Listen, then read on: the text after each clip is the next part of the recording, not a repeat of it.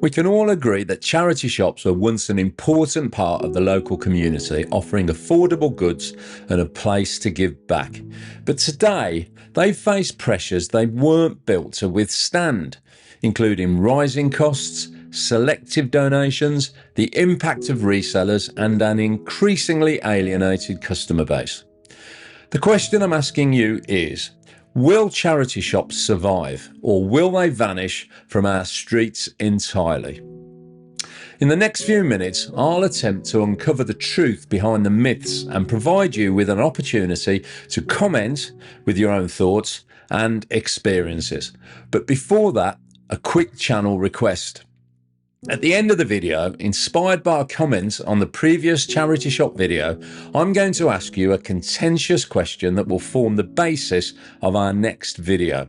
So stick with me to the end. Trust me, you won't want to miss out on this debate. It's going to divide the community and you'll be on one side of the debate or the other. No grey areas.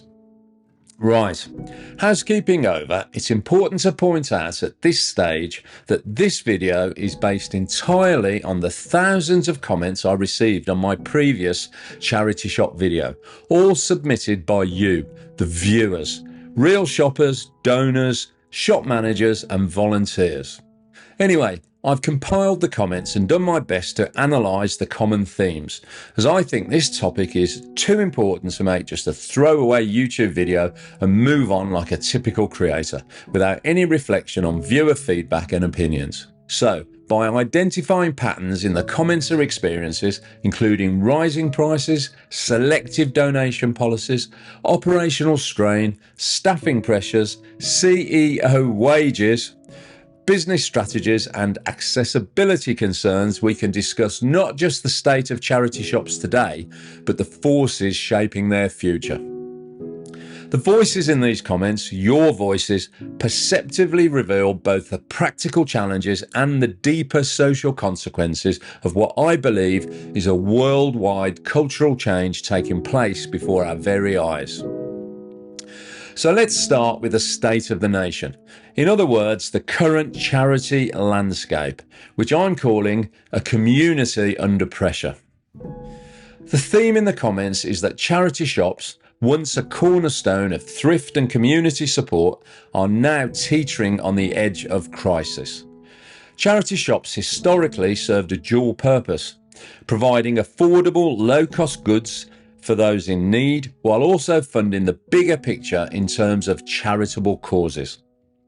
Today, judging by the comments, this balance is under unprecedented strain. Commenters in my previous video consistently highlight that the essentials, which include clothing, shoes, and household items, are increasingly priced beyond the reach of many of those individuals and families in genuine need of help.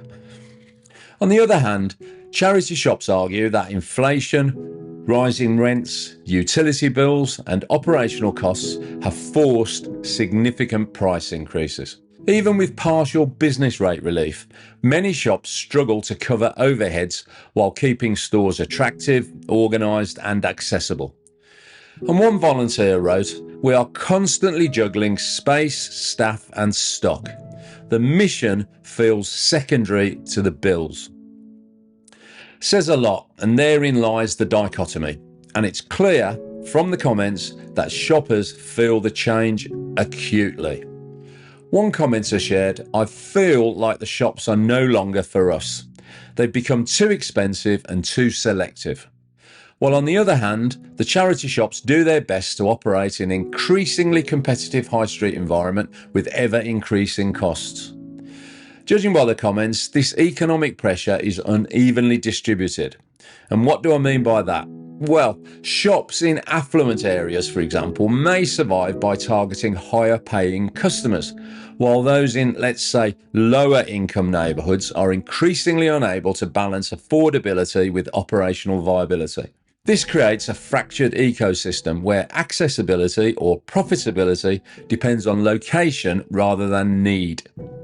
So, charity shops, once vital community hubs providing affordable essentials and funding causes, are now under unprecedented strain. Rising prices driven by inflation, rents, and operational costs are placing goods beyond the reach of those who need them most, while volunteers and staff struggle to keep the mission alive. As a result, shoppers feel increasingly excluded. And as we've said, economic pressures are unevenly distributed. Shops in affluent areas thrive, while those in low-income neighbourhoods struggle to survive. The result is a fractured, broken sector where access can depend on geography rather than need, threatening the very purpose of those once inclusive institutions. We also need to consider the donation dilemma. Without donations, charity shops cannot survive. It doesn't take a brain surgeon to work that out. But we're told by the charities that donations are changing in terms of volume, quality, and selectivity, and this is having a major effect on their operations. It is undeniably true that the amount and quality of donations appear to be changing. On the one hand, they are increasing to the point where volunteers in charity shops can't cope with the volume. And to make matters worse, they can be increasingly made up of little more than dirty clothing and broken or incomplete items. In other words, an overload of unsaleable, unwanted trash that should have gone to the landfill in the first place rather than the charity shop. As we've said, donations are the lifeblood of charity shops, but as a result of excessive volume and unsaleable items, an emerging trend of selective refusal of items is becoming apparent, even when they are in perfect condition. Commenters described being turned away due to space limits or perceived resale value. This creates a self-reinforcing cycle. Fewer donations reduce stock variety, while pushing prices higher, alienating both shoppers and donors from the very institutions they want to support. One commenter explained, "I brought in children's winter coats in perfect condition, and they were refused. That coat could have helped a family, but it was turned away." So the question we should be asking ourselves is, what can be done about it? Let me know what your solutions are in the comments below. And as I've already mentioned, based on the comments, the quality of donations is visibly declining. The shop workers amongst us have pointed out that many donated items require cleaning, repair, or assessment before going out for sale.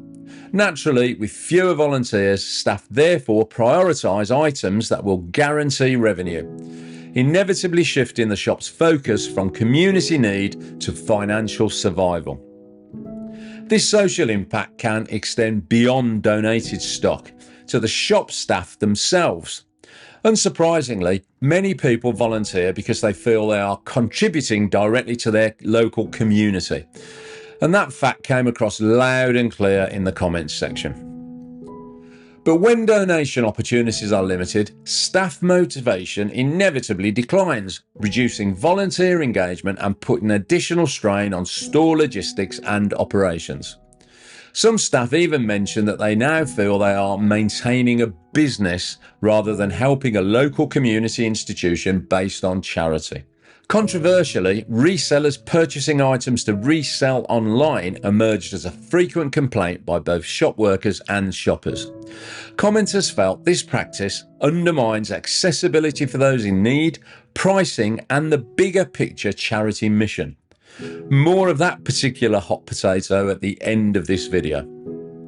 On a more practical subject, some commenters pointed out limited clothing sizes and unsuitable stock on display, leaving low-income families unable to find what they need.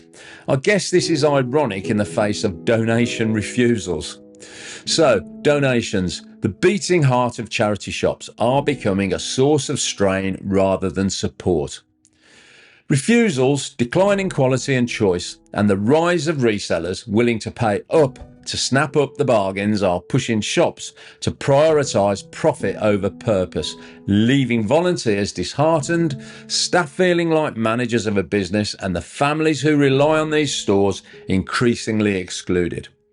In this toxic environment, the very mission of charity shops, to support and uplift the vulnerable and those in need, is therefore being quietly compromised. Now we get on to what I think is the crux of the matter: pricing and accessibility. Who are the charity shops really serving? It's fair to say that charity shops were once equalisers on the high street, offering a retail opportunity for those in need in our community. But it's clear in the comments that rising prices are changing who they serve. Shoes that once cost £5 now sell for £10 to £15. Clothing, household goods and toys have seen similar pro-rata rises, and the consequences are profound. Firstly, low-income households, the traditional customer base, are increasingly priced out. One commenter wrote, "I can't afford even a simple pair of shoes in the charity shop anymore. It's heartbreaking." It was also pointed out that inconsistent pricing across stores and regions contribute to a lack of trust. And as we all know, trust can't be given, it has to be earned. So once trust breaks down, it's a bumpy road to win it back. The shops claim that economic pressures on the high street are the main driver for these factors: rising rent, utility costs, staff wages, when applicable, and supply chain challenges leave a few alternatives but to raise prices. Yet, this presents an ethical dilemma. Charity shops exist to support vulnerable communities, but it's becoming apparent that in the real world, escalating costs exclude precisely the people they were designed to help in the first place. That can't be right, can it? Let me know your opinion in the comments below. Secondly, social perception is affected. As shops price out traditional customers, they risk appearing elitist. Community trust erodes. Donations in certain circumstances may even decline, although there's not much evidence of that, to be honest. In fact, quite the opposite. And the fundamental mission of charity shops, supporting the community, is heavily undermined. Finally, in this section, commenters point out that the smaller, independent charity shops may well struggle to survive compared to the large national chains, as they are unable to absorb increasing costs or invest in time and staff to exploit online sales without substantially increasing their prices. So, this inequality differential that is apparent across both pricing and resources will inevitably further limit access to goods by those who need it. When you think about it, you can see the problem the shops have, particularly the small independent shops who are struggling to survive. However, whatever the reasons, rising prices are pushing low-income families to the brink, the very people charity shops were meant to serve. Coupled with rising costs, inconsistent pricing and the struggles of smaller high street shops, these pressures are eroding trust and undermining the very mission of charity shops as inclusive community spaces for those most in need. Just think on that for a moment. How has it come to this? Let me know what you think.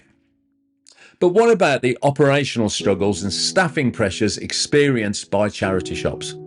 If you read the comments from people who work in the charity shop sector, it's clear that behind the counter, staff and volunteers face impossible expectations combined with shrinking resources. Volunteers form the backbone of charity shops, yet recruitment and retention are increasingly difficult. Commenters in the previous video have described how exhausted staff are juggling unsaleable donations, stocking the shelves, cleaning and doing their best to deal with customers, often all at the same time. They describe how operational pressures translate into slower service, longer restocking times and reduced customer care, while paid staff are pressured to maintain profitability, an inherently conflicting mission. And perhaps most importantly, how rising costs force charity shops to make difficult choices. It's clear for anyone to see that many are turning to more commercial strategies, selling higher end or even new items, favouring online sales for their best stock, or partnering with corporate sponsors. Commenters who work in the shops also emphasise the loss of volunteer morale and social capital, especially intergenerational learning opportunities. More about that later in the video. While financially rational, these challenges risk transforming shops from community hubs into boutique retail operations that struggle to differentiate themselves on the high street from the traditional retail shops that surround them. And smaller, independent shops feel this strain the most. Unlike national chains, it's harder for them to absorb costs or invest in online infrastructure, making them especially vulnerable to closure. This creates uneven access across communities and exacerbates inequalities that charity shops historically help to reduce. Take a step back and think for a moment how many local independent charity shops by you have closed down recently. Well, now you just might know the reason why. And now the moment you've all been waiting for. Leadership, salaries, and the question of purpose. Time and time again in the comments, one theme kept rising to the surface. Charity shops don't feel like charities anymore. They feel like businesses run by fat cat CEOs. And what do I mean by that? The comments were striking. People weren't only frustrated by pricing. Many went further, questioning the very structure of the charities that run these shops. And over, commenters raised the issue of executive pay. Some expressed disbelief that chief executives of leading charities are paid six-figure sums, while the shops rely almost entirely on unpaid volunteers. Others said bluntly that they no longer donate goods or money because they feel their contributions are swallowed up at the top management level rather than directly reaching those most in need. And perhaps most poignantly of all, volunteers themselves shared a sense of disillusionment. They give their time freely, sometimes even covering their own out-of-pocket costs. And yet they see headlines of charity bosses earning salaries comparable to private sector executives. This isn't speculation, it's backed not only by the data in the comments, but also by research. According to figures from the Charity Commission and in a report by The Times, many of the UK's largest charities pay their CEOs more than £100,000 per year, with some, according to The Times, exceeding £250,000 per year.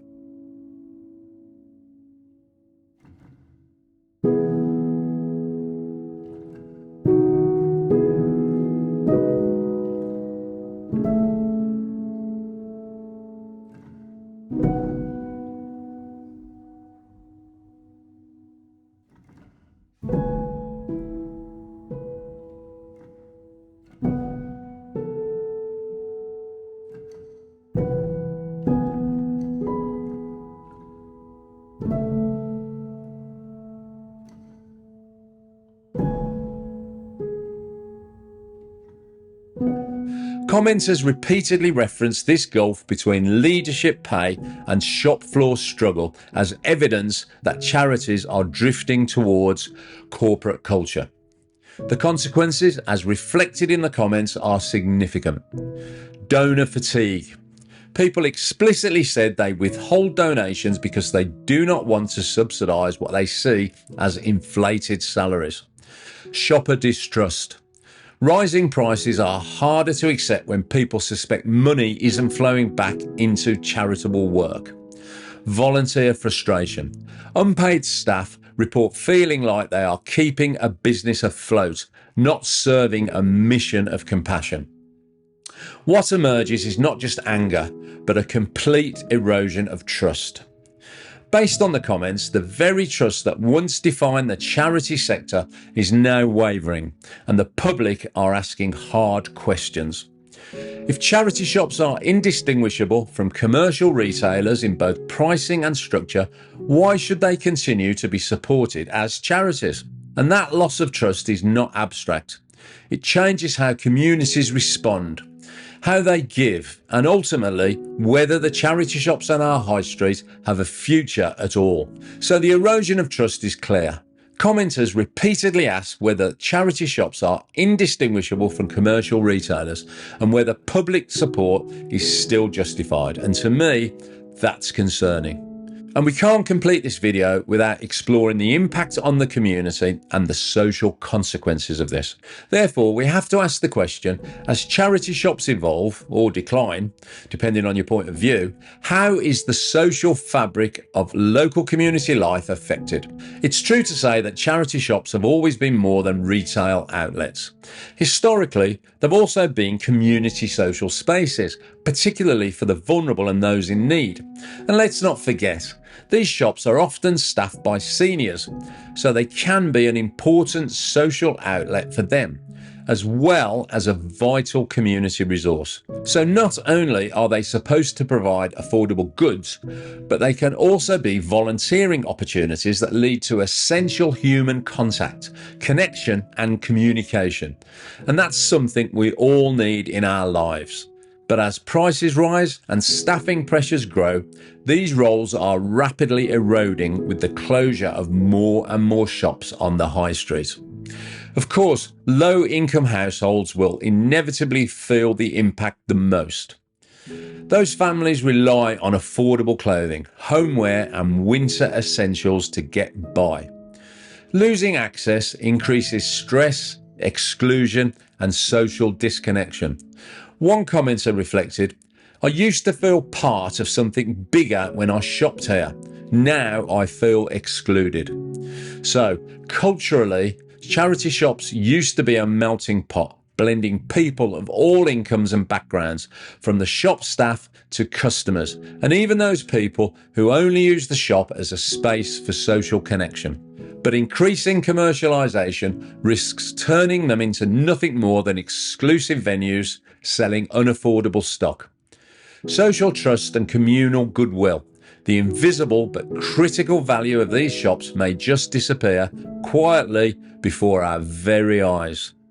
Volunteering opportunities also diminish, reducing intergenerational interaction and the development of important social skills. And what do I mean by that? Well, young volunteers learning from older mentors, for example. It can be a subliminal process, but it's how knowledge and experience are passed on. It might be a subtle form of education, but youngsters are losing an environment for growth. So overall, what are we witnessing? In my opinion, we are watching the quiet erosion of the overwhelmingly good social capital charity shops once created. Once vibrant community hubs fostering connection, volunteering and social cohesion, charity shops are rapidly losing their roles as prices rise and operational pressures mount. The quiet erosion of this social capital leaves vulnerable families and volunteers increasingly excluded, undermining the very reason they were originally founded around the turn of the 19th century. What would those founders think now? So, in the face of these undeniable challenges, will the future of charity shops be defined by adaptation or disappearance? What exactly is their future? Is it transformation or decline?